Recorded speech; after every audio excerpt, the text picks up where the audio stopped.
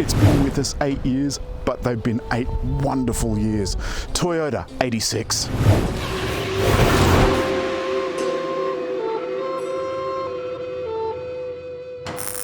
'86 is now and has always been, or at least since its release, one of my favourite sports cars. It's the sister car to Subaru's BRZ, and it's made on the same line right next to BRZ.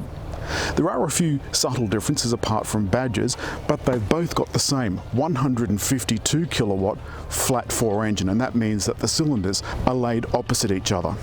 Since the launch, there have been a couple of upgrades such as automatic LED headlights, LED running lights and indicators, and below that are driving lights, and concealed just behind here is the headlight washer.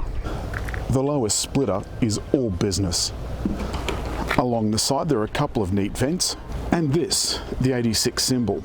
And apart from being an 8 and a 6, it's also 2 horizontally opposed cylinders on each side. This special pack also gets Brembo brakes and upgraded discs, as well as this rather excellent little spoiler, and I think these LED taillights look absolutely brilliant. If you've got the key about your person, you can open the boot like so.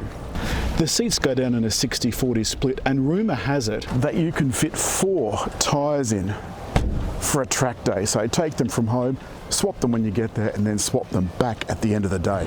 And finally, one of the other things that 86 got as an upgrade over the years is the steering wheel got a few buttons. Believe it or not, when it first came out, there were no steering wheel buttons. And this audio system is quite basic. It is just a drop-in system. Below that, 2-zone climate control. And below that, the air conditioning buttons.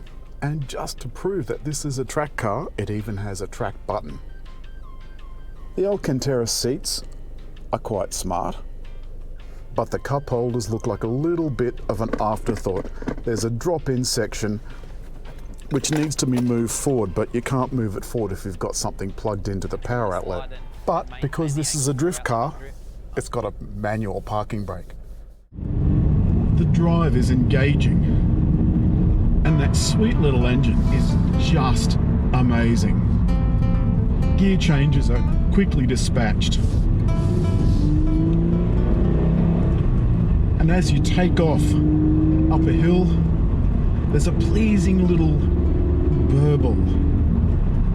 And it's that sound that anyone that's driven a horizontally opposed engine will know.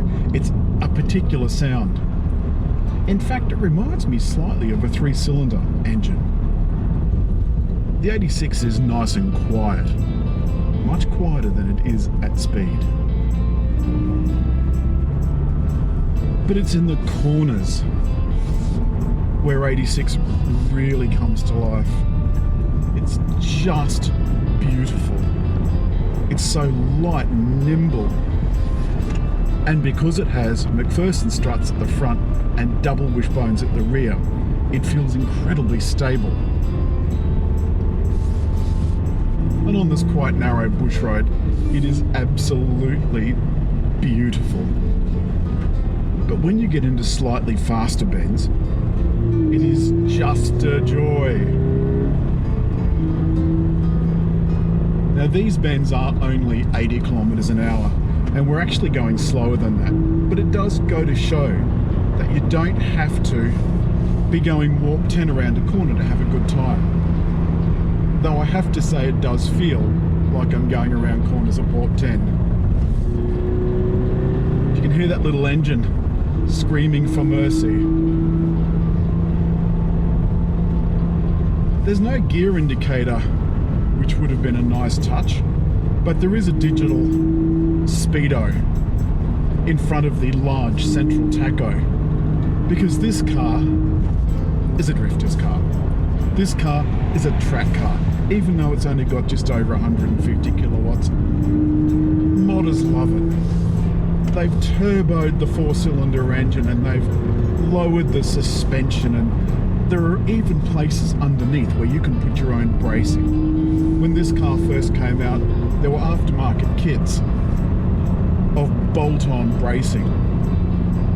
For some reason, Toyota knew that this is the kind of car people were going to want to modify. Now, interestingly, an 86 follows in a long tradition of Toyota sports cars like MR2.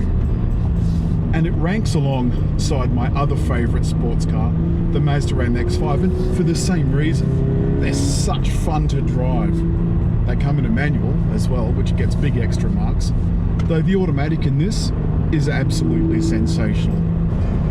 Oh, this is just a joy. It's changing gears, it's changing direction, it's changing revs, and all of it without any kind of protest. And even with enthusiastic driving, we're still managing 7.9 litres per 100 kilometres, which I think is extremely good. So the thing with 86 is that you could, theoretically, go on a romantic weekend away. There's plenty of room in the boot. There's enough room for 4 tyres with the seats down. There ought to be enough room for a couple of overnight bags, so you can sneak away for a romantic weekend. Although there are lots of electronic nannies on this car, it does not have many of the other modern safety gear that you might expect. It doesn't have blind spot monitoring or active steering, so no active lane centering. It doesn't even have autonomous emergency braking. There's no camera up here on the windscreen.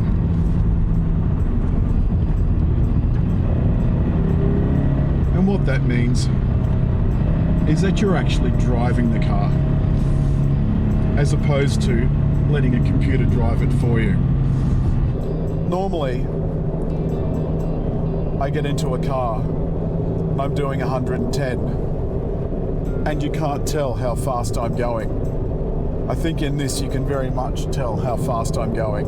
It's so noisy. But on your little mini road trip,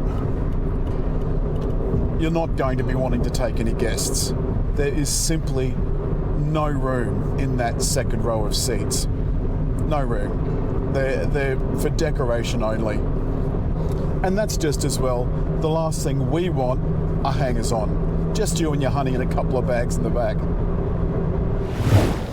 That's all this week for Toyota 86. Don't forget, if you've liked the film, hit like, leave a comment, and just there to subscribe.